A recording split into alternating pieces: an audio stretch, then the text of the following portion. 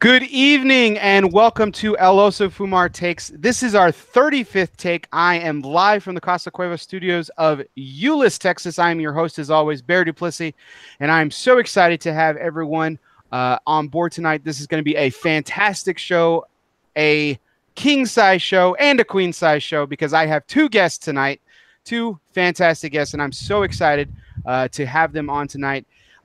We have what I would consider, I kind of avoided all week using this phrase, but I kind of have to, even though they're like the first couple of cigars, even though one's not in the cigar industry right now, but I'm going to go ahead and just call it right now. So it's like new school. We'll go new school here. New school for the first couple of new school of the cigar industry. Mr. Gabriel Alvarez of Casa Cuevas Cigars and his wonderful better half, Grace Alvarez. Thank you so much for joining us. And Grace, did I insult you there? Do you hyphenate the name? Is it Sotolongo-Alvarez or do you go by Grace Alvarez? How do you prefer it? It doesn't matter. I kept my dad's name because, that's my dad's name, but, Awesome. Yeah, family's obviously really important. So, guys, thank you so much. Welcome to the show. How are y'all doing tonight? We're doing good, man. We're good. We're doing great. We're adulting. You're adulting. Awesome. So no kids tonight. I was worried about waking them up with my obnoxious voice. So that's fantastic. So no kids. So you guys decide, instead of having a romantic night out, you guys decide to spend it with me. I feel incredibly special right now. You have no idea. You're reeling it, man. Pretty much. Awesome. Well, what first of all, let's get started with the easy questions here. What are you guys smoking right now? Well, I'm smoking. Give me 1 second. I'm gonna go talking because I'm gonna try to. Oh, there you go. Never mind. There you go. It's 360 degrees. Oh, I see. I put the good stuff in. Such a geek. Well, I'm smoking a Casa Cuevas Habano. Awesome. That's what I got right here too. Fantastic. Excellent choice. And I'm smoking my favorite, which is the Toro Maduro.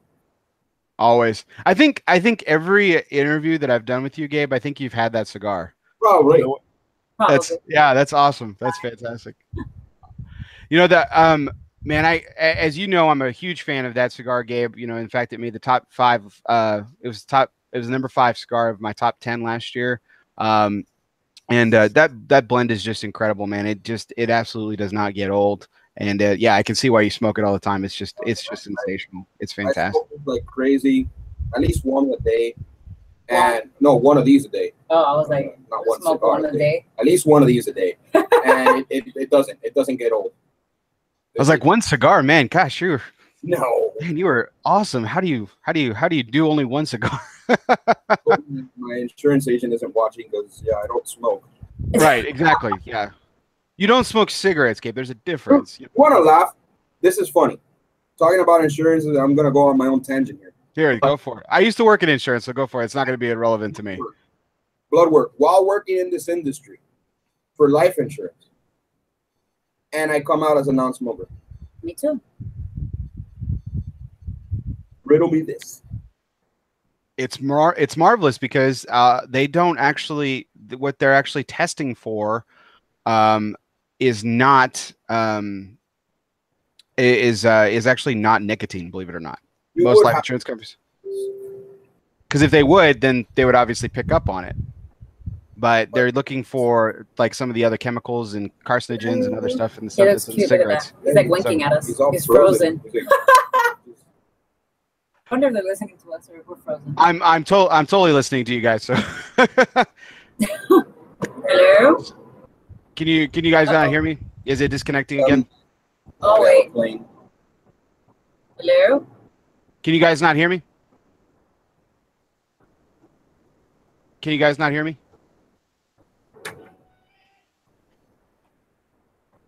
Okay. Hi. Looks like we're having some technical difficulties, folks. So I am gonna actually let's see. I think what we're gonna do is give us a moment here. Let's see if we can try to figure this out.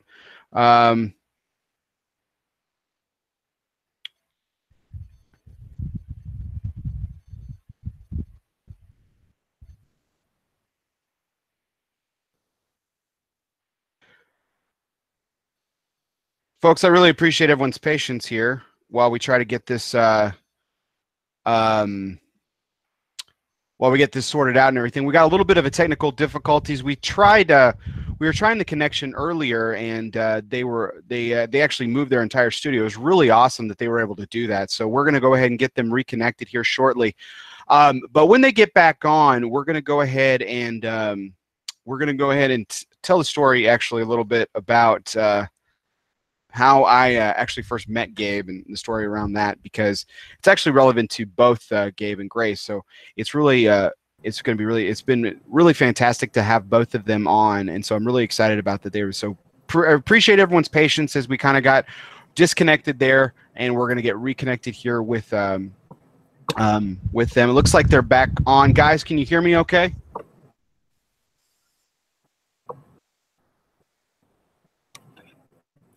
Can you guys hear me all right?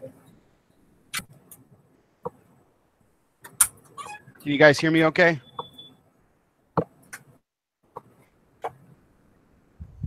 Okay.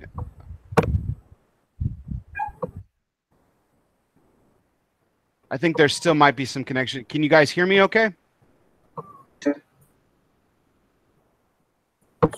Guys, I really appreciate everyone's patience as we try to get this figured out. I know that's kind of frustrating. Can you guys hear me okay?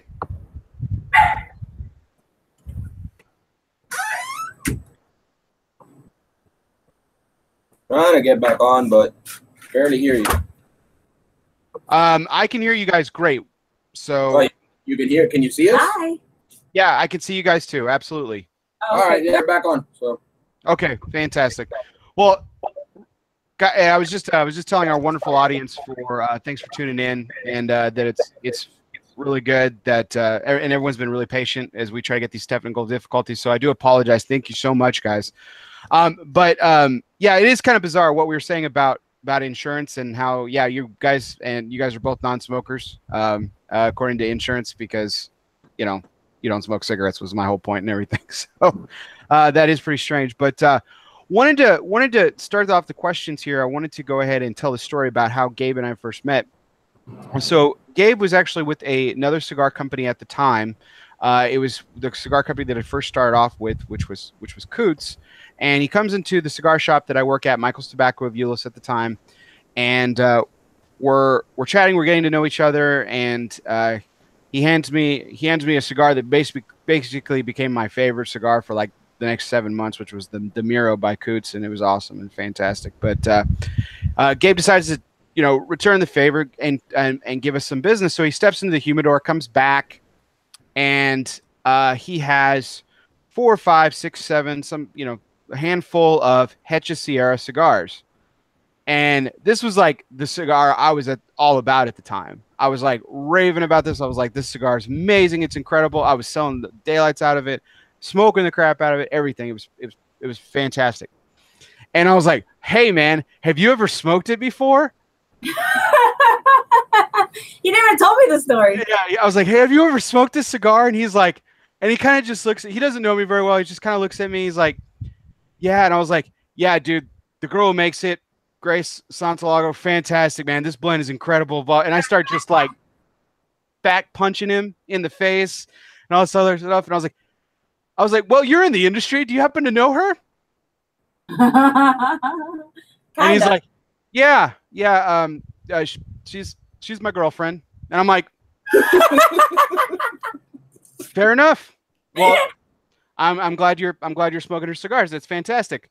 So all embarrassing story aside, it was a memory that'll stick. It's a memory that'll stick with me forever. What's that? I said, thank you for selling me to him. He put a ring right after. Yes, there you go. Exactly. It's all about teamwork in this industry, whether ipso facto, you're welcome. So again, so that kind of leads me to the first question, Grace. I've been wanting to ask this question to you for so long. I'm just gonna go ahead and say it. I'm not even gonna like filter it at all. I want you back in the industry because that cigar was so incredible. And I mean, is there any chance, any way that we could see Grace back in the cigar industry? Is that even possible? I guess it's, you know, it's a hard question. It's actually an emotional question for me, because I didn't leave the industry by choice. And soon after I parted with Hechicera, it was really, really like a bad moment for me, because I gave everything and I put everything in the cigar for a whole year, traveling everywhere. And it really took me like 2-3 months to get out of that funk of having lost Hechicera, basically.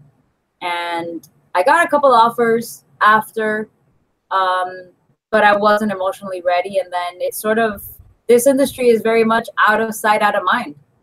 And after that was it. And so I kind of built myself back up, and I opened up my company and I put everything, all my energy into it.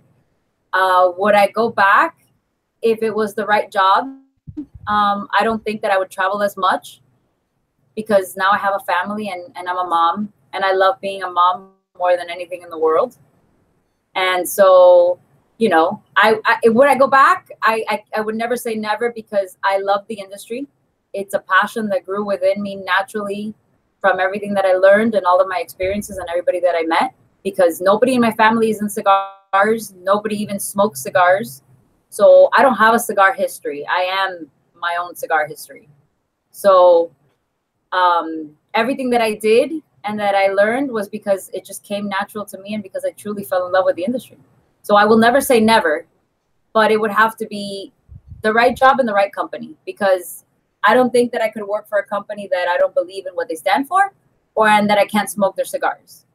So it would have to be, and you know, it's been a few years already. So realistically, would that happen? I don't know, but I leave it up in the air, and you know, but I love my company, so I'm not missing out on something, you know? Absolutely. You know, and that's, and you know what, I kind of have, when I've talked to other people about the Hechicera cigar specifically, and your story, it really was an overnight success. I wasn't the only one who thought this, and Gabe and I certainly weren't the only fans of the cigar. It was a home run. It was an absolute home run of a cigar. I mean, it was widely excited about in the industry. Like I said, we sold the crap out of it in our store, and it was just all over the place, and everybody loved it. I have a guy, and I know he's watching the show because of that cigar. I know he's watching right now because of that cigar, and hi. Absolutely.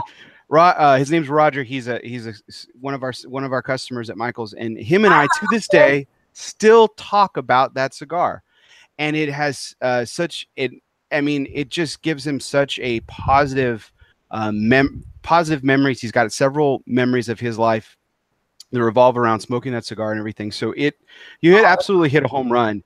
And I wanted to share that story because I wanted to. It's something I've always wanted to tell you, and I wanted to share it with our audience too, with you there. Now, hitting a home run, an overnight success like that, you leave the industry, and I totally get where you're coming from. I can't imagine, and I don't want to even try to, how difficult that time was.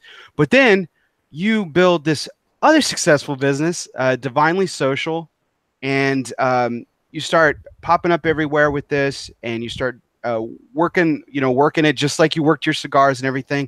And it seems like it's all over the place too. Tell us about Divinely Social, like what it's about, how it got started, and where you are right now.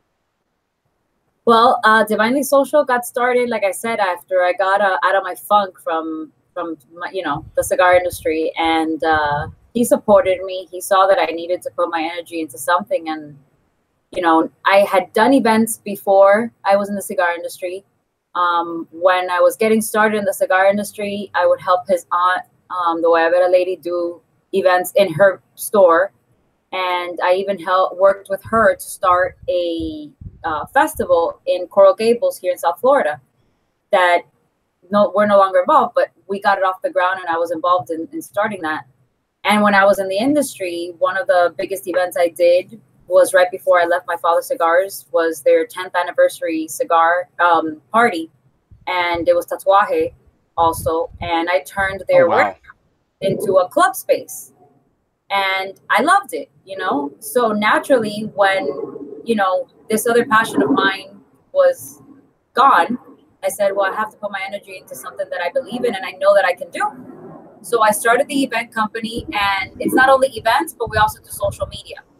So Right. I do social media live at certain events like galas or nonprofit events, 5Ks, etc. And then I help small businesses develop their social medias. Currently, I have, you know, a political candidate as my client as well. So I get to put my energy and my creativity into things that I did in the industry, now into another concept. So I help out with children's events, adult events, weddings, corporate, and I also do the social media. So I get to use my creativity, and I get to bring cigar rollers every once in a while. Yeah. My exhausted husband, who gets off of, you know, red eye planes and goes with me to set up an event. So it's fun. I get to put together everything that I did for quite a while into one place. I think that's really incredible because it's got to be super exciting because you're doing so many different things, and you're every day something's different, and you're constantly moving, and you're constantly, you know, flexing those creativity muscles as you get to. So you're not, you know, you're not channeled by, you know, I make it sound like a bad thing. I love cigars just as much as Gabe and you do, but you're not, you know, you're not put in a box. You get to really blossom and stuff like that. So that's really fantastic. I'm glad I love the cigar industry, and I love that I can still be a part of it through him, because I get to support him and I get to enjoy, you know, the world of cigars through him. And so it's not like I'm completely out of it where I'm married to somebody who doesn't enjoy them and it's not in it. So I'm absolutely that would be called hell, Grace. That would be called hell. Absolutely. Yes. So let's talk about him. Oh, let's talk about him. Yeah, as we mentioned, our other guests tonight, as I've gone over the moon a little bit about Grace being on my show, I'm just so excited. But I'm so excited to have you both. You sincerely, and Grace, it's a pleasure. You and I have actually never met, so this really is a pleasure. But Gabe is one of my favorite people in the industry. Take me to Texas. I'm all for it. I'm absolutely all for it. Gabe's one of my favorite people in the industry. I truly, for those of you guys who do not know or haven't seen any of the interviews, he's probably gonna, well, I don't know if he's capable of blushing, but I truly admire him. His journey in cigars he went from retailer, which any retailer will tell you is just a crazy universe in itself, to taking a cigar company, Coots, really, again, turning it around overnight, much like Grace did with the Hecha Sierra cigar, just overnight success. Then leaves that opportunity for another opportunity to bring Maya Selva cigars to the U.S. market, completely rebuilds that, blows it up. It's awesome. It's fantastic. It's great. Finds another opportunity with his third cigar company, Casa Cuevas cigars, and is starting over again with them. Helping them launch their core lines, the Connecticut, the Habano, and the Maduro. There's a limited edition coming out later this year, and a box press coming out, I guess, in next year, and then your grandfathered line, which we'll talk about here in a second, as well in 2019. So completely from scratch. And this is why this man has so much of my respect. I've been in sales my entire adult career, and I got to tell you, the everyday starting from zero is the most frustrating thing in the world. And the fact that this man has done this 3 times has all the respect in the world. So, Gabe, I'm going to ask the crazy question. And I've asked it to you in one way or another, but I'm going to ask it in a much crazier way. What makes your motor work the way that it does, that you would be like, I'm going to basically start from scratch 3 different times and just kill it every time? It's life, man. Life has spun in this industry for me in a million different aspects. It's changed a lot for me in this industry. And I'll tell you, I'll do a snippet of everything that's happened for me to get to where I am now. From retailer, like you said, we had our own store here, my partner and myself, here in Miami. I went through it wasn't a nasty divorce, but it wasn't, I don't think there's such a thing as a non-nasty divorce, but it was a really bad time in my life. And went through that. I got burned out at the store in the retail side of things. My background is construction, and I got hired to build out Coots offices. So I built out their offices. I put a million ideas into them and explained to them why they should do this, why they should do that. All our offices in that officeplex were smoking offices with extractors built in and everything from scratch, and they loved the way I did the things. I also have a small IT background, so I set up their IT and everything else, and they asked me to stay on board with them once they launched the company. Oh, did you freeze again? Yeah. Yeah, you froze again. Oh, I froze again. Okay. 10%. Go give me the thing. Did you leave it in the back? Folks, looks like we're still having some technical difficulties. Thank you for hanging in there, everybody. I really appreciate it. If you guys can hear me at all, let's go ahead. You're coming back little by little, but there you are. All right. Okay, am I back again? I'm getting my charger for the laptop because it's about to die. Okay. So fantastic. What was the last thing you heard, or did you hear everything? I heard everything. I heard everything. So you have an IT background, construction. You were building out the Coots offices. Yeah, they asked me to stay on board, so I did, and I was their operations manager, helping with logistics and sales staff and putting it all together and imports, and going to the factory and helping with blending, learning all of that, and it was a whole new experience for me on that side of things, and it just it showed why I fell in love with the industry in the first place, to get into the retail side of things. And that grew little by little. And when that happened, the owners, they started, going nuts, and they all changed. There was 3 owners of Coots.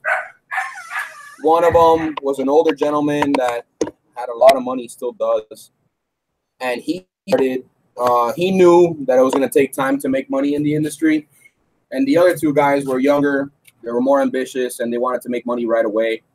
And it was just a constant battle between my direct boss, myself, and them, and just trying to explain to them everything that it would take to build the brand and get it out there, and the money that it took, and knew they weren't going to get money back right away. And it was investment after investment back into the company, and we're going back into the company once they started profiting.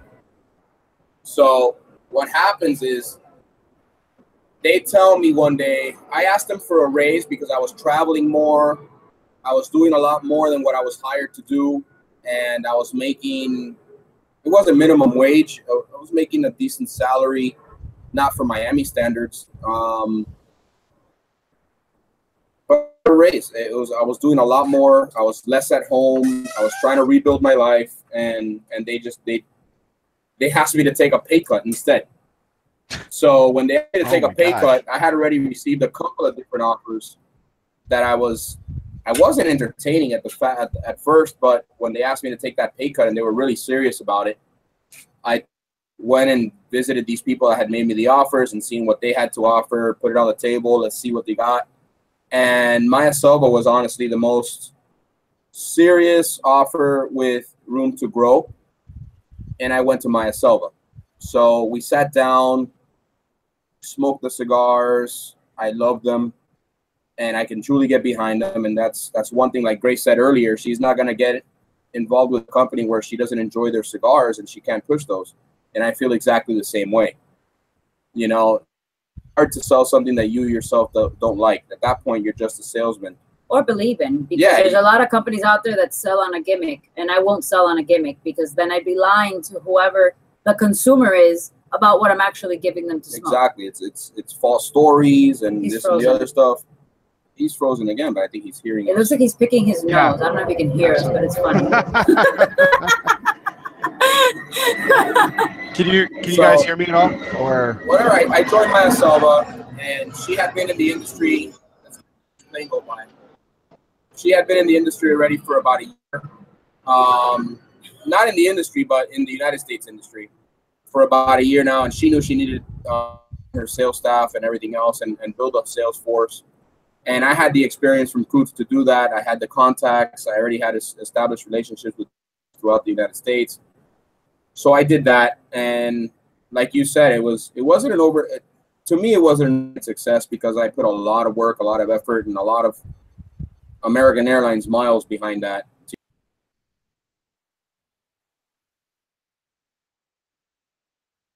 To grow, she still had to invest money into from her European operations.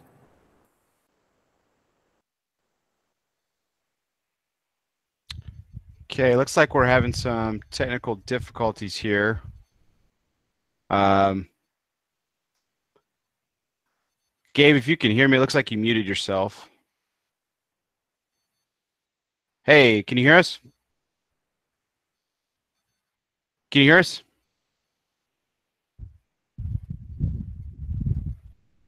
Disconnect and reconnect again because this thing is just like bogging out on me.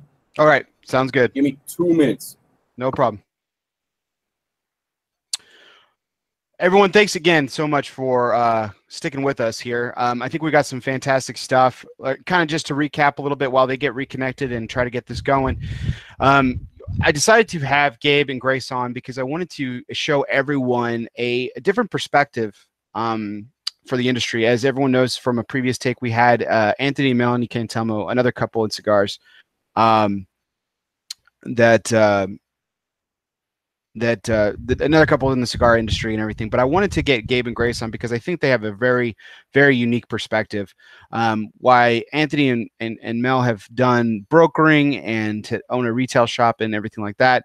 This is a little bit different because Gabe has worked in the industry, national sales managers for and as a rep for Coots, for Maya Selva, and now for Casa Cuevas Cigars. And he's also worked in the retail sector as well. Grace has worked in the cigar industry and now she's out of it, but they have a very unique perspective because they've been able to share those experiences, and they're also married currently now. And Gabe operates a business and Grace owns and operates her own business. So I wanted to get them on specifically because I wanted them to share with you all exactly what their unique experiences entail. I think they're two of the industry's most fabulous people. Like I said, I have a lot of admiration for Gabe as his journey has kind of progressed through time. I met him when he first started with Coots, and we had started a really, really nice friendship, and it's kind of been blossomed into a nice professional relationship as well. As obviously everyone knows, my studio is sponsored by Casa Cuevas, and it's in part because of the relationship that I have with Gabe. We were able to make the opportunities happen. So it was really important for me to get these two guys on specifically because of the unique perspectives that they brought to not only you as the audience, but also from the industry perspective as well. So I really appreciate it. Looks like there might be back here. Can you hear me guys okay? Can you guys hear me all right? Can you hear me okay? Looks like they're still trying to get set up here. Can you guys hear me all right? In the bathroom? Can you hear me? Gage? Gabe, can you hear me okay?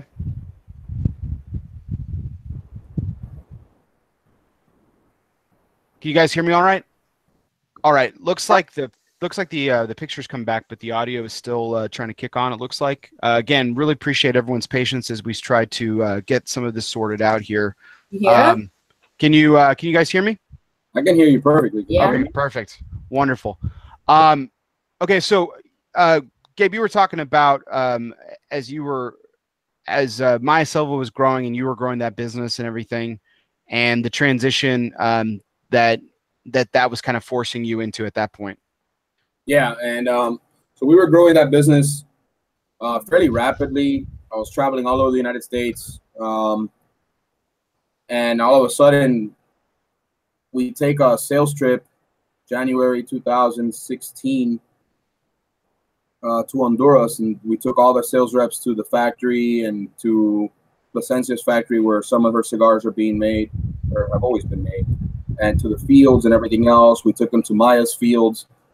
And one day during dinner, she tells all the reps that they were on their own, that they had to represent their own territories and represent the brand without me being with them, that I was going to be technically grounded.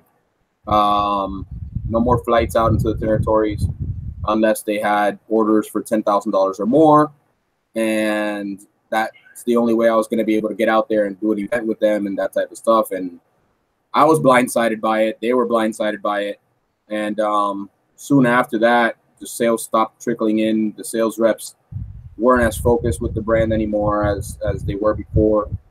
I was getting more and more disappointed with everything the way it was going, and me not being able to grow the line the way I needed to grow it for it to be successful. So technically I wasn't happy. You know, it just happened that way. And one day, my buddy Jack Tarano tells me, listen, I have a friend. They have a factory in the DR. They're good people. I want you to talk to them because they're looking for somebody to launch a line. I'm like, wonderful. Another small brand.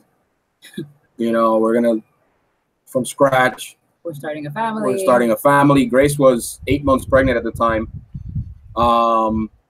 And I was like, what the hell? That did catch my attention, by the way. So, you know, yeah, it got everybody. I've gotten that question a million times. And so I sat with Louis, and he likes to say that I interviewed him as much as he was interviewing me at the same time. I think he's told you the story before as well. And it's true. It's true because I had to. I wanted to cover my bases. I wanted to make sure that what I was jumping into or what I was planning to jump into wasn't another Coots fiasco where the owners wanted to make money right away. You know, it's not like that. This industry is not that easy as it looks and how fun it looks. It's not. Grace's success was because she was on a plane 2 times a week. You know, she'd get home on a Saturday morning and she'd be back out on a Monday, you know, and it's what it takes to build a brand. You need to be out there. If you're going to stick to your home territory to sell your cigars, you're going to go broke because you can't afford the person you're paying to run your company if you're paying somebody unless you're doing it yourself. And even then, you're not going to make any money. There's no way. If you're going to isolate yourself to just a home territory, there's no way that the brand's going to grow the way it needs to grow in the time you need it to grow to start making some money and start paying the expenses that you're assuming by doing all this. You know, thankfully, our company is very well off in the sense that we don't depend on this cigar or this brand to keep the factory going. We're a private label company. It's what we've always been. And now with Casa Cuevas, it brings a little bit of that that family history, the recognition for the factory, the family behind it, all those things. That's what this is about. This isn't about making money. This is about actually giving that family a name in this industry. Because by making private labels 100% the way they were before, nobody knew who they were. Nobody knew who they were. I mean, you say Tabacalera Las Lavas, and people are like, huh? Who? What? You say that again slower? Because they don't understand it. And there's actually a long history in this company and this family. A beautiful history.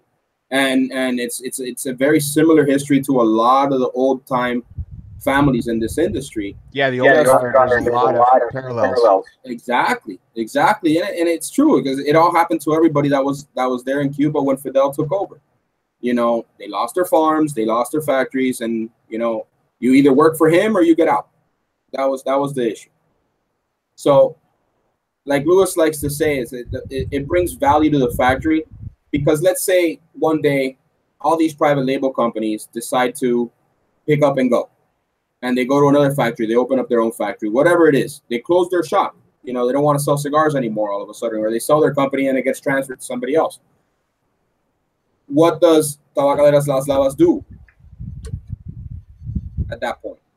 We got to look for more private label companies? No, you know, and it's gotten to the point where with the growth of the company and everything else, we're the company's second largest customer in means of production because we're constantly producing Casa Cuevas. We have a dedicated team just for our cigars in the factory.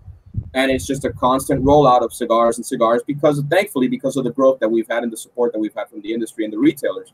And our sales reps are just doing a kick-ass job, man. I'm really proud of our sales team. And you guys don't have to depend on an unknown factory or whatever to tell you that Right. you're going to have inventory or not. Right. Oh, you know, we're out of stock because. No, it's us. It's us. We control our own inventory, thankfully.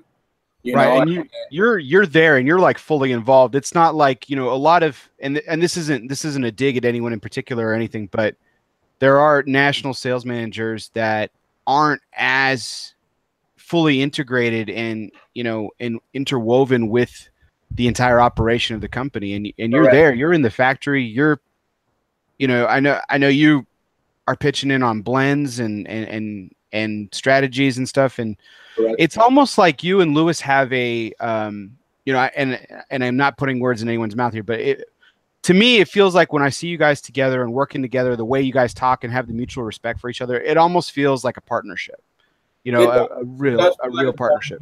And we've discussed that, him and I, that it is a partnership, because without me, the company wouldn't have grown. There's another sales director that they could have hired, and I'm sure they would have had the success. I can't toot my own horn in that, but what I can say is that Grace and I will. It's fine. Go ahead. Keep going. I said Grace and I will toot your horn for you. It's fine. Oh, yeah. Man, thank you. Yeah. But thanks to the relationship that we have has been the success of this company, because he listens to my ideas. He listens to what I have to say, and I listen to him as well. You know, it's a back and forth thing, and his dad at the factory 100% of the time is what helps us make this brand possible. You know, Lewis is getting more involved in the factory again now that the brand is taking off and it's growing its own roots and everything else. And he needs to be at that factory more, just for our other customers, the factory customers, and for Casa Cuevas stability as well. You know, it's sourcing tobacco, it's making sure the boxes are being made, and it's a lot of little things that make this puzzle one. You know, and thankfully he feels comfortable enough that he can go to the factory and leave me running the operation the way it needs to be going, and we can keep this going forward and growing it the way we have been. Yeah, you guys are doing a phenomenal job. And just this was something that was really interesting. This was brought up in an interview that you did earlier this week, and I wanted to touch on it because, you know, I mean, I understood why you guys were doing it, but I didn't understand why you guys were doing it. I know that doesn't make sense, but hopefully it will here in a second. This is the second year in a row that Casa Cuevas has elected not to open a booth at the IPCPR trade show. However, you will be there, and you will be a presence. We'll be there. And like I said in the dojo interview, main reason is we have 9 facings. What do we do setting up a booth? We don't want to set up a table. What do we do setting up a 10 by 10 space with a table? We're going to get lost. I've seen it a million times. You know, I heard something about a choir, though. So, I mean. Yeah, that would work. You know, we put a gospel choir in there. I got to thank Brandon, our sales rep in Arizona, for that idea. He brought it up to us, and I would do a Cuban conga. We can do a Cuban conga, too. You know, it's a million different things that we can hand out pork sandwiches. Oh, that would be great. I think we kill everybody. Sign me up right now. Yeah, and then we get the labor fees and everything else for the cajina. I'm putting the event together in my head. I can imagine what the labor fees would be just to transport the cajina off the truck to our booth. You know? That would be ridiculous. And we're outside cooking in 120-degree weather. The pig will cook on itself. We don't need charcoal. You know? Yeah, just the cement, man. Just like throw it out. You don't even need to. Yeah, exactly. No charcoal is needed. Behind the IPCPR trade show, and we're good to go. We'll be ready at 2, guys. You know. But man. With 9 facings, it's kind of hard to give a proper presentation for a company. And Lewis and I are already shooting ideas back and forth on how we're going to make it possible for next year. We've gotten called out on it, you know, because we saw the customers that are on the IPCPR board, and they're like, you know, how do you expect me to carry your brand when you're not part of the IPCPR? And we've explained it to them from, you know, the heartfelt explanation. You know, it's the money that we're going to put into the show. It's money that we're using right now to travel and actually get some face time with our customers. No, and the more money you spend in doing these shows, the less deals and things you can give to help them sell the brand. Correct. You know, so what we're doing now is that money that would have gone into the show this year and last year. Last year we did it. This year we're doing the same thing. We're traveling, man. We're out there. We're hitting the stores. We're doing events. We're doing presentations, and we're sitting with the owners for an hour at a time in their own space where they are comfortable and they're not in a rush because they have an appointment 5 minutes later at one of the big boys. You know, right? It makes a lot of financial sense to us to hold off real quick and do it right. We don't want to do a little 10 by 10 or a 10 by 20 booth. We want to go 20 by 30, 6 spaces, an island or whatever with an overhead sign and a proper presentation of all our lines. And we have things in our portfolio that were imported. We have the grandfathered line that's coming in. So that's all getting rolled out. You know, I have my own personal line that's coming out as well. You know, yeah. Oh man. It's a partnership between Louis and myself. You know, and it's something more that developed of a drunken idea, honestly. Yeah. It was Louis and I were drinking at the show in 2016, just shooting the shit, and we're about 3 or 4 drinks into it, and I tell him, look, dude, I would venture to say that if I come out with a line that's dedicated, it's a very niche market, but you know what? It can spread the whole country. And I told it to Grace, and she started laughing, and she goes, yeah, whatever, you know, it could work. It could work. But the idea is not bad, you know, and it's something we're planning to roll out soon because we need to. You know, it's something that was rolled in. Louis, did I get the exclusive on that? Did that just happen? Or yeah, you have the exclusive on it. Oh my gosh. Bomb just dropped. I have no journalism and I have no journalistic integrity right now. I'm super excited. That's awesome. Exclusive right here on ELOsoFumarTakes, guys. Gabe Alvarez is coming out with his own cigar line. This is not a joke. This is not a drill. It's happening. It'll happen. Hopefully soon. And we got a lot of other stuff that's coming out for Casa Cuevas before that gets rolled out. And we just wanted to make sure that Casa Cuevas had a nice footprint before we rolled anything else out. And that's why we've held back on releasing that limited edition cigar, the box press cigar, and the grandfathered line that we have that's going to come into market hopefully early 2019. There are a lot of lines out there that stay relevant by just dropping a new cigar and dropping a new name. And it doesn't matter if the cigar is ready to go roll out, and it doesn't matter if the name is ready to be out there. They just stay relevant by, oh, here's the new thing, here's the new thing, here's the new thing. And when you really start comparing, it's the same thing as everything else is in their portfolio. Yeah. And that's not something that they want to do. No, at all. No, and my mentality with LEs and expansions on lines and stuff like that is that if your core lines don't have a footprint, you're going to end up being one of those LE guys that every time you release an LE, it gets sold out and everything else, but your core lines are suffering on the shelves. And it gets to a point where you're only going to get the support on those LEs, and then the hunger or the yearn for that cigar is going to be strictly on the LEs. And yeah, that's great and everything, but how much money do you really make on those LEs? Right. If it's a true limited edition, numbered boxes, this is how many cigars we made, this is what's being sold, and these are the exclusive retailers that are going to carry it. There's not much money to be made there. That's just notoriety. If you get an LE that's phenomenal and everybody starts talking about it, people are going to want to try your core lines as well if they haven't tried it before. But we want that core line to stick first, you know, before we roll these things out. I think it's an excellent philosophy, and you know it kind of sounds sounds like I'm towing the company line too, as I've got this awesome logo behind me and on my head, but there's something to be. Watch out there, Gabe. Don't lose any of that. That's valuable stuff there. So, but I think there's something to be said about. I think there's something to be said about the way that you guys are doing business, because and I've seen you do it now. This is your 3rd time doing it. You're very heavy, and I can see why you Hey, he's on a diet. He's on a diet. He's not very. Come on.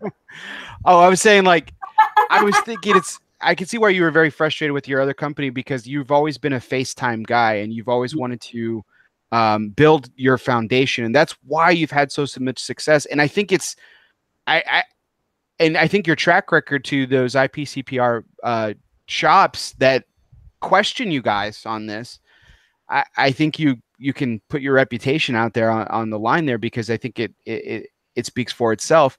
And I know 4 IPCPR board member retailers right now that I can name. I'm not going to, but I can name them right now. And their biggest beef about small or boutique brands or brands that are trying to move, or just brands in general, is they don't see their rep. They don't see the ambassadors, and they don't get any FaceTime with them. So that's what I bring that to the table from my retail experience. When I had my store, I had those same issues.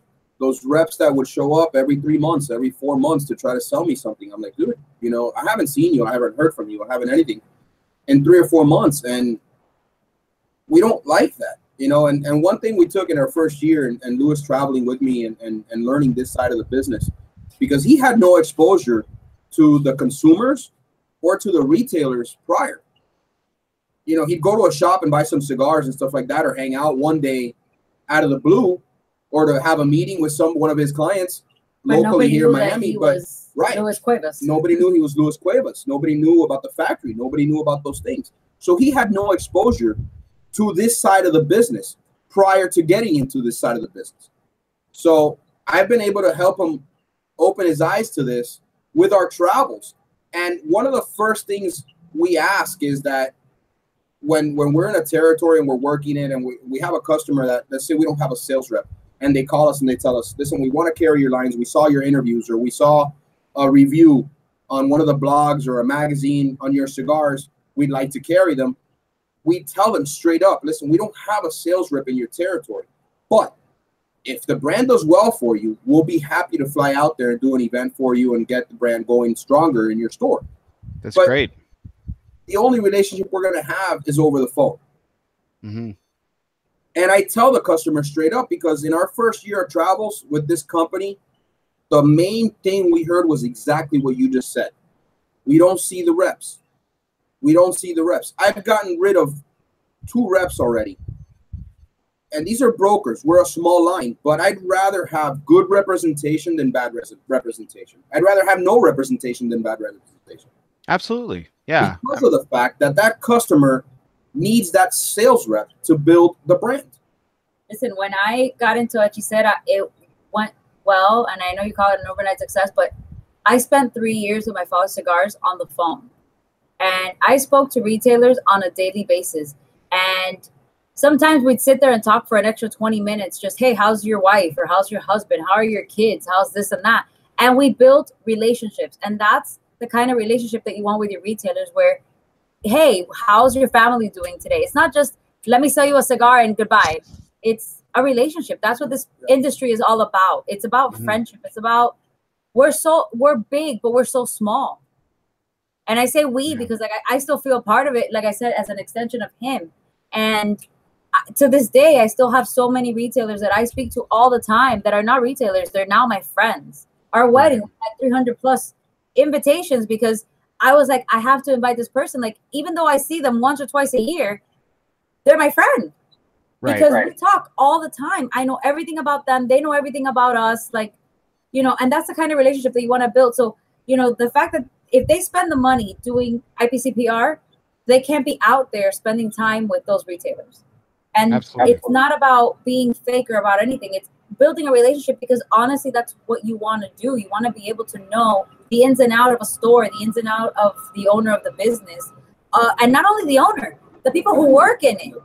Yeah. Because the managers are so important, and every salesperson in a store is an extension of a family, and they become a part of your business and of your company. And that's really important. And so the only way they can do that is by being out there and constantly going, you know, to stores and revisiting, because that's what people want to see. It's true what you say. The relationships in this business are so incredibly important. And, you know, speaking of your wedding, I know my invitation got lost in the mail, and that's totally fine. You know, but that being said, the relationships, like I said, it's important that you guys focus on that. And I really think that that is really going to pay off, and it has so far for you guys. It's been a fantastic thing. And so I'm going to use this. I'm going to use this to kind of segue into the last collective question to kind of bring this all together. We've talked about y'all's individual success in the cigar business, and then Grace now with your company that you've started. But as you've just said, you're still a part of it, even just by association. And so, like, and you've mentioned a couple of times, Gabe comes home on the red eye, and it's, you know, it's dark 30. He walks in the door, and, you know, he's got to leave in a couple of days to go do something else. Meanwhile, you're doing events, and you guys have two beautiful little girls that you guys are doing a great job raising. So how, and whoever wants to go first can go first, but I want to hear from both of you on this. How does it work? How does it work? I'll tell you what, man. I'm blessed with the fact that she was in this industry prior to our relationship. She knows what it takes to build a brand. There's times that we've been home for 3-4 weeks at a time, and she's telling me, "Why aren't you traveling?" It's not that she wants me out of the house. You know, I take it like that. I want a break. I sometimes do want a break. I'm kidding. But she's like, "You guys gotta get out there." And I'm like, "Babe, it's frozen. The whole Northeast is frozen. We just got back from Texas." Elsa built a castle in the frozen. Yeah. Nobody smoked in it though. It was melted. You know, total mom comment right there, straight from Grace. Like, Elsa built a castle in Frozen. Everybody's like, "What is she up to the Northeast already and sell some freaking cigars, Gabe?" Dads would know. Yeah. You want to build a snowman? You know, but it's true. It's true. You know, there's certain territories where you can travel to when it's cold in the Northeast and stuff like that. But and if the sales reps aren't ready for us to be out there, it makes no sense for us to travel at that point. We'd rather go to the factory and make sure that things are going well at the factory and take the time to build our brand, work on advertising, work on marketing, work on inventory issues, those types to be ready for when the heavy season kicks again. We don't have a back order issue. That's another main thing that we try to focus on, is that we don't have back orders. Right now, we're back ordered on one of our Vitolas, and it's driving us nuts because it's a box issue. We were waiting for the boxes to be ready, you know, and yeah, it's a story, but you know why? We're getting close to the IPCPR. Everybody's making boxes. Everybody's getting ready for their inventory, for their sales, for their deals. So the box factories, there's very few of them, the DR, they're going nuts right now. It happened to us now. We got into our first big back order issue, and we have about 18, 19 boxes on back order already. And we told the sales reps, no, we're not. Oh, his eyes are still moving. You know, and what we're doing on our end is, it's not the customer's fault we're on back order. It's ours. At the end of the day, we didn't order the boxes in time for them to be ready. So we're offering them free shipping on the back order items. It's the only thing we can do. Right. But yeah, you know, but we make it work on love and sarcasm. It's true, man. It's true. FaceTime when I'm traveling, you know, I got to see my little one, and she understands. She's not on the phone, you know, "Hey, what's going on?" At the end of the night, when I'm getting back to the hotel, or we're having dinner or something, you know, killing the night, I reach out to her, "Hey, how was your date?" This and the other stuff. Texting. That's really honestly text messages. You know, we make it work. And she understands that. And sometimes I'll send them a drawing of something that I came up with for an event, and he's like, "How am I gonna do it?" I go, "I have no idea, but you're gonna get off the plane and do it. I don't know." And he follows my crazy ideas. I'm her prop builder. Yep, he is. He's a very talented at building props, guys. He's also talented at building logos, because he actually designed the logo for ELOsoFumarTakes. Yeah, so it's fabulous, man. You know, honestly, that came up to me one night, that little idea, and I needed to engrave a box for you because we needed to send you that little token. Yeah, that was fantastic. So I wasn't gonna just put your name on it. I wanted to do something for you behind that. So that was why I was bugging you to get your ideas on what logo you wanted. Yeah, man, that was tremendous. I did a video right when I got it. You guys can look back on the channel on my Facebook page if you guys want to see the box. It's fantastic, engraved, everything, and it's the clapboard logo that's part of our YouTube channel now. Gabe designed that, guys, so thank him, because it looks fabulous and it's fantastic. And that was from him, straight from him and I think it all came together in like 2 text messages. He's like, "Hey, have you thought about a logo? What have you thought about it?" I said, I said like, well, this is kind of what I was envisioning, like 2 simple like sentences. And he took with that, ran with it, rolled with it, and boom, there it was. And it was just that, it was perfect. It was exactly what was in my head. And that's the crazy thing. And it's apparent that you guys are a match made in heaven, because you guys just get it. You know, you get marketing, you get everything, you know how business works. And I bounce ideas back and forth with her, and she throws ideas at me, and whether we roll them out or not, it's just a communication factor between us, that she still feels involved in the industry because of my crazy ideas that I throw at her, and her crazy ideas that she throws at me. And we get home at night sometimes from a regular day of work, and she's got a million things going on with her events and her clients and this and the other stuff, and text messages back and forth, and that she's dealing with her clients. And I'm like, what's going on? And she goes, well, my client wants to do this and this and the other stuff, and she wants to build a wall and do this behind the cake. And I'm like, well, it's easy. And she goes, no, it's not easy. I'm like, it's easy. You could do this and that. And she goes, okay, yeah. We really work together on both sides. You know, I mean, I don't get involved in his business, but you know, I help him when I can. And if he has a doubt, I'm like, okay, well, how about this? And he does the same for me. And you know, with my business, I call it my business, but it's really our business, because, you know, I mean, it's in our house. Like, we have a room that's dedicated to all the crap from my parties and my stuff. Yeah. And when we pick up a party and stuff like that, it sits in my living room while I'm mom, because I have to set up an event, and then I have to break it down, but then I have to pick up Gracie from grandparents' house and come here and cook. And we basically work almost 7 days a week, both of us. Yeah. And in between that, we're mom, we're dad. We have remodeling the house, and yeah. It gets crazy, and sometimes we sit there and, you know, we're like, oh my God, what are we doing? And when are we going to go on vacation? We haven't gone on vacation how long? Like our honeymoon, 3 years. So, but it's sacrifices that we make now, and we get to do both our passions, work, you know, with synergy, and that's how we do it. I mean, it's crazy, but sometimes we take both our girls to set up an event, and he's tired as heck, and sitting in the car smoking a cigar and knocking out. And I'm like, go nap while I finish setting up or whatever, and that's how we do it. I mean, there's no other. If we didn't do it together, then it wouldn't work, because then we would never see each other. Right. So that's how we do it.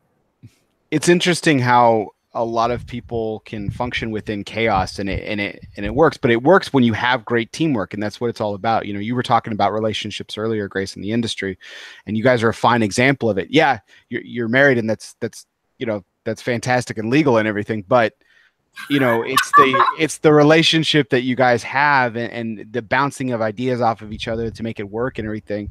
I mean, you know, if you asked, you know, Gabe to plan a wedding, he probably know where to start, but he probably wouldn't know where to go too far from that, you know.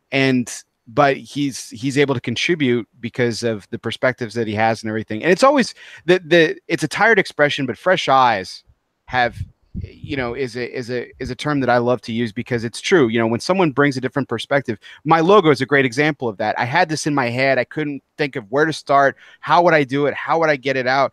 And Gabe just happens to message me. He's like, hey, what were you thinking? I was like, well, I kind of thought this simple point. And then he blasts that. So that's a perfect example of how fresh eyes or a fresh perspective can really, really help out and everything with that. So that's fantastic that you guys are being able to help each other, even though you guys aren't necessarily in each other's business, you're in each other's business. So that's fantastic.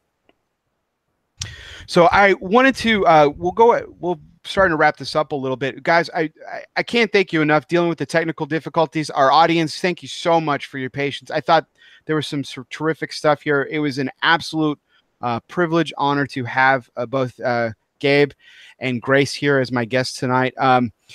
Guys, thank you. Thank you from the bottom of my heart, especially with the technical difficulties. I really appreciate you guys coming on and being guests. This is, I think, the first interview that I do, and probably the only one that I'll do after I left the industry. So I want to thank you and everybody who's listening, because I never got the chance. I want to thank everybody for everything that they did, and all the following that they did for me when I was in the industry, all the support that they gave me when I was in the industry, because I never really got a chance, I think, to say that.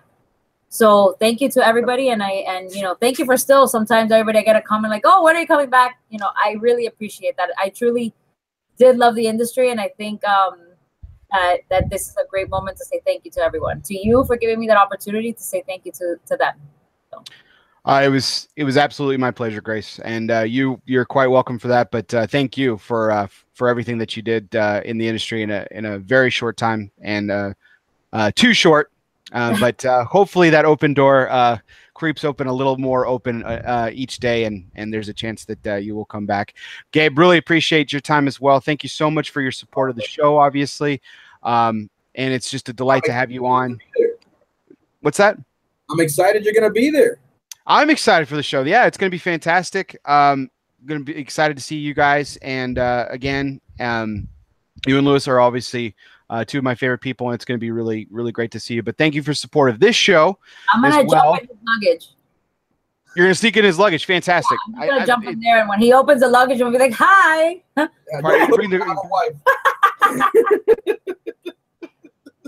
Awesome. Well, guys, thank you. Again, thank you so much. Really appreciate everyone's patience with the technical difficulties. There really was some fabulous gold tonight. Go back and replay it. Yes, ELOsoFumarTakes had its first exclusive. Gabe Alvarez will be releasing a line of cigars under his name. This is some fantastic stuff, and I was really excited to have Gabe and his better half, Grace, join us tonight. It was a really fantastic, fantastic show. Be sure we love all your likes, comments, and shares. As always, this was our 35th take, guys. Can't thank enough for everyone all the support that you guys have given us for the last 35 takes. It's been a tremendous ride. We got some great takes coming up as the show comes in, and then we've even got some shows scheduled for after. Some really, really exciting guests, as always. So for everyone out there, guys, really, really appreciate it. Once again, my name is Bear Duplessis, like you could miss it, but if not, I am Bear Duplessis. I'm your host, as always. This has been ELOsoFumarTakes. This was our 35th take, live from the Casa Cuevas studios of Euless, Texas. We will see you next time. Thanks, everybody.